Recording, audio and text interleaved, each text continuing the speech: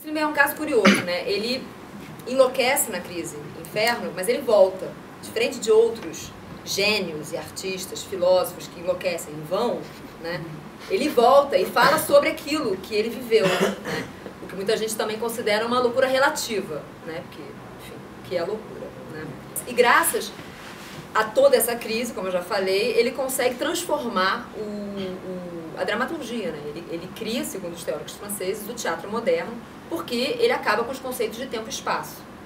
Não que ele já não fizesse isso antes. Em algumas peças, Senhorita Júlia, Camaradagem e o Pai, a gente tem uma intuição nesse sentido. Mas com o sonho, ele realmente, ele começa a peça dizendo, não há tempo e não há espaço, então a partir daí pode-se tudo, e a dramaturgia, a partir daí, ela vai e chega onde chegou hoje em dia. O Pelicano ele faz parte das peças de câmara, né, as últimas peças que o Strindberg escreveu, já pensando no teatro íntimo que ele abriu em Estocolmo no comecinho do século XX. 1907 até 1910. Ou seja, 5 anos antes dele morrer. E nessas peças, quer dizer, ele já estava bem mais velho e ele já tinha passado por todos esses tormentos que ele teve, principalmente em Paris, mas não só, e que resultaram em coisas muito claramente influenciadas por esse período, como o Inferno, o Lendas, que são essas duas principais autobiografias dele, o Caminho de Damasco e o Sonho. Crimes e Crimes também, e que são peças muito claramente aplicando conceitos que ele tira das pessoas que ele tem lido na época do sofrimento maior dele, que é o chamado período Inferno. Vamos começar com essa primeira parte do Lendas, né, que é a segunda parte da autobiografia dele do período Inferno, que é a parte em que ele sai do inferno. Uma das primeiras coisas que ele diz no livro é: cabe a mim lançar a passarela entre o naturalismo e o supranaturalismo. Essa frase é chave para a obra do Strindberg como um todo e para a questão filosófica também, no caso do Strindberg. Então, o que é interessante do Strindberg, voltando ao que eu ia falar antes, é que ele tem uma mente muito poderosa, né? Como ele tem essa mente tão poderosa, ele tem a liberdade de tratar os conceitos filosóficos dos autores que ele lê de maneira muito livre. Então, a gente não basta entender qual é o conceito, não basta entender qual é a obra, qual é o autor que ele está citando, que ele está lendo, mas o nosso problema é ver o que o Strindberg fez com isso, o que ele transformou isso, qual é que coisa diferente saiu disso e como é que isso se encaixa dentro da cabeça dele mesmo. Então, por isso que essa frase da passarela entre o naturalismo e o supranaturalismo é tão interessante, porque ela permite a gente ver como que ele recoloca essas noções do que é natural, do que é real e do que é supranatural, do que é surreal, do que pode virar a partir da obra dele, o expressionismo, que ele é um dos pais do expressionismo, o que ele faz com o simbolismo, porque ele entra no mundo do simbolismo e ele subverte esse mundo, como sempre, e ele percebe que falta alguma coisa nele mesmo. Porque ele, quando jovem, tinha sido materialista, uma forte inspiração em Rousseau, mais uma vez o Rousseau dele, e então ele foi ateu, materialista, razoavelmente socialista e rousseauista, por assim dizer. A primeira autobiografia dele chama O Filho da Criada, porque o pai dele se casou com a antiga criada e ele é o primeiro filho dessa relação. E ele era um bastardo. Dentro da própria família. Ele veio de uma família da baixa burguesia, que perde tudo. Então ele tem enfim, ele tinha um certo antissemitismo às vezes, mas ele foi educado e muito ajudado por um professor judeu. São essas contradições do Strindberg. E ele percebe que esse ateísmo dele, esse materialismo, não trouxe a ele a satisfação intelectual e criativa que ele queria. Mas, ao mesmo tempo, ele percebe que toda aquela busca dele pela espiritualidade também não tinha dado bons resultados. Quer dizer, ele foi buscar a espiritualidade e ele terminou no período Inferno. Ele está buscando o místico. Então, isso é o que ele busca tanto no Swedenborg, onde é muito fácil encontrar, quanto no Kierkegaard, que também é muito fácil encontrar, quanto no Nietzsche. E é por isso que ele abandona completamente o Rousseau, que tinha um certo ateísmo ali. E é por isso que ele aborda o Nietzsche sem jamais mencionar, por exemplo, a influência do Spinoza. Porque o Spinoza era um filósofo possivelmente ateu, né? Aliás, provavelmente. O Swedenborg, na verdade, ele hoje em dia, ele quase, não sei se eu já falei isso, mas ele quase não é lido como filósofo, né? Ele é lido como uma figura mística central e só.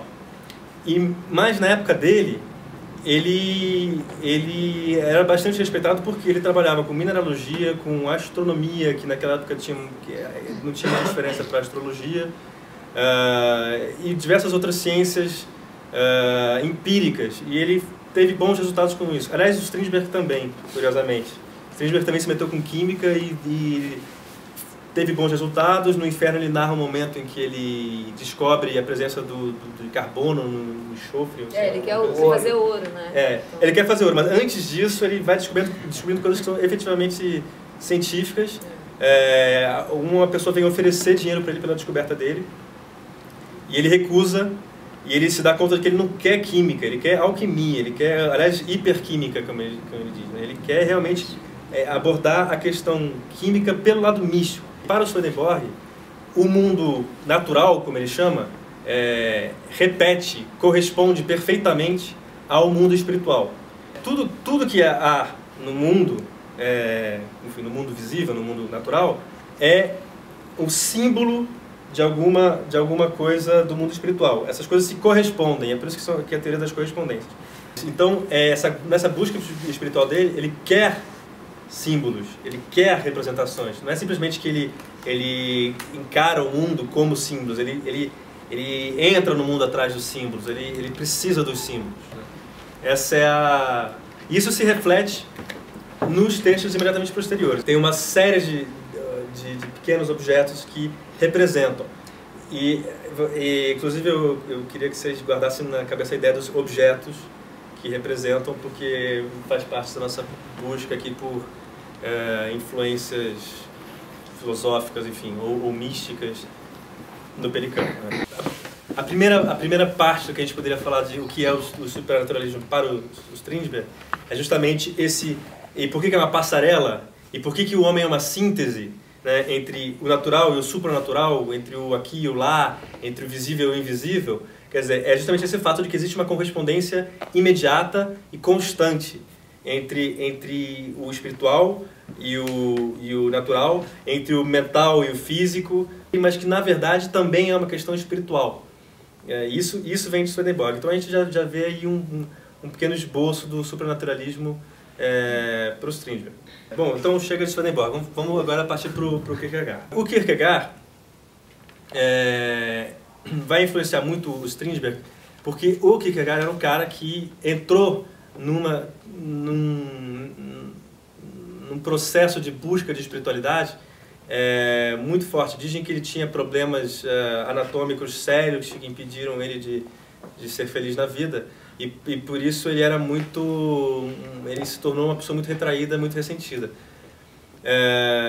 E a partir desse momento que ele busca exatamente um processo, um movimento pelo qual você sai dessa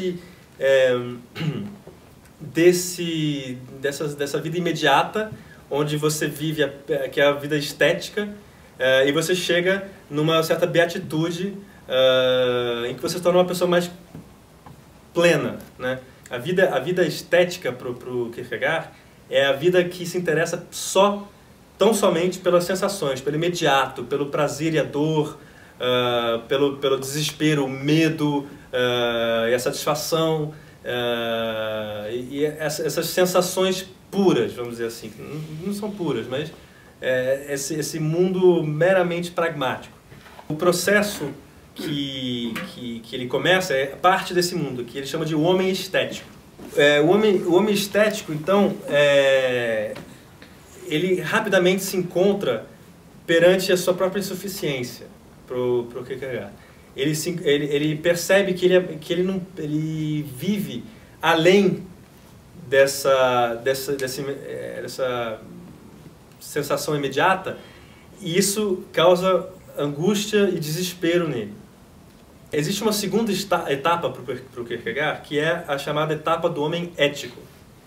E o homem ético, ele descobre no outro, ou seja, na vida social, na vida política, no entregar-se a alguma coisa que está fora de você, mas ainda é imanente, encontra vamos dizer assim, uma satisfação para aquela insuficiência anterior.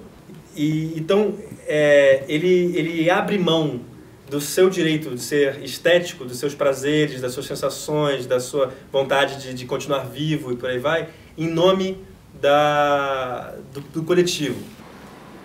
Já o Pelicano, como é uma peça bem posterior, ela já tem uma influência muito mais difusa dessas leituras e desses filósofos e outros autores que influenciaram ele nessa época. Mas essas influências estão lá. O interessante de ser difuso é que, e é o que eu proponho aqui para a gente fazer, é que a gente pode procurar em detalhes da peça quais são esses elementos e o que ele tirou de quem. Então, a ideia de que uma mãe dê comida ruim para os filhos reflete muito essa diminuição da potência do outro, física, e que se traduz também numa relação mental pela qual ela aumenta a potência dela sobre o outro. Porque ela deixou o outro diminuído, entendeu? Então ela consegue dominar aquele ambiente. E ao sair dessa relação, ao conseguir fugir disso, ele realiza o processo inverso, né? Quer dizer, ao final, a filha, que era mais fraca ainda, né? Ela vai dizer, agora você que vai ficar com a coisa ruim, né? Agora você que vai passar frio, agora você... A destruição de todas essas relações de forças que havia antes, e que se traduzem em cheiros, em gostos, né? A papa de aveia e coisas assim, é uma correspondência, são duas coisas, dois universos que se representam mutuamente, né? Eu acho que é isso. Porque o que eu vejo um pouco de superação de etapas aí, e que a morte entra um pouco nisso, é o filho que era fraco e que tentava se esconder desse contexto familiar todo, na bebida, na música, no estudo, isso aqui. Ele sai disso, ele toma a responsabilidade e ele rompe com isso de tal maneira que ele precisa morrer, enfim, simbolicamente, é claro. O Nelson tem uma máxima sobre família, que é o dever da família é ser chata, senão não é família, é mafuá. É um pouco, né, essa justificativa de que a família tem que ficar em cima, e o Strindberg ficava enlouquecido com a coisa da família. Por isso que ele saltou fora das mulheres, dos filhos, largou tudo e foi morar em Paris enlouquecido. Com muito sofrimento. Sempre. Ele fala coisas do nosso inconsciente e que sem censura. Então, o Strindberg é misógino. Eu discordo, eu não acho ele misógino. Eu acho que ele fala uma época de mulheres complicadas, que foi a época do início do feminismo. Então, isso era muito complicado naquela época, a posição da mulher e a posição do homem em relação à mulher, né? E o Nelson também vai nesse mesmo filão em relação à mulher. Eu acho que as personagens femininas do Strindberg são muito parecidas com as personagens femininas rodriguianas. Elas têm essa mesma... nunca estão satisfeitas, elas são capazes de fazer qualquer coisa por amor, entre aspas, né? Então eu acho que tem uma mesma obsessão, o Nelson e o Strindberg. Eles falam dessa tragédia familiar, eles falam da classe média, desse inferno que o Strindberg falava, que família é o hospício do homem, né? É loucura. O Nelson achava a mesma coisa. Isso, eu não sou misógino. É um absurdo dizerem que eu sou misógino se eu vivo sempre com mulher do meu lado. Eu adoro mulher. E mulheres fortes. Mulheres fortes, atrizes, sabe? Ele casou 3 vezes. Então ele estava sempre grudado com mulher. Ele era muito fascinado pela mulher. Eu acho que a obra do Strindberg é extremamente feminista. Deveria ser olhada como o início do feminismo e não com o preconceito direto, que isso é uma leitura muito rasa. A leitura é mais profunda. Se você ler a obra toda dele, você vai ver que ele está falando de uma mulher importantíssima para a nossa história, sabe? Não é machista, eu nem dizer que o Nelson é machista. moralista. Imagina, Nelson moralista. É a mesma coisa, o preconceito que a gente tem com o Nelson em relação a valores que a gente não quer ver direito.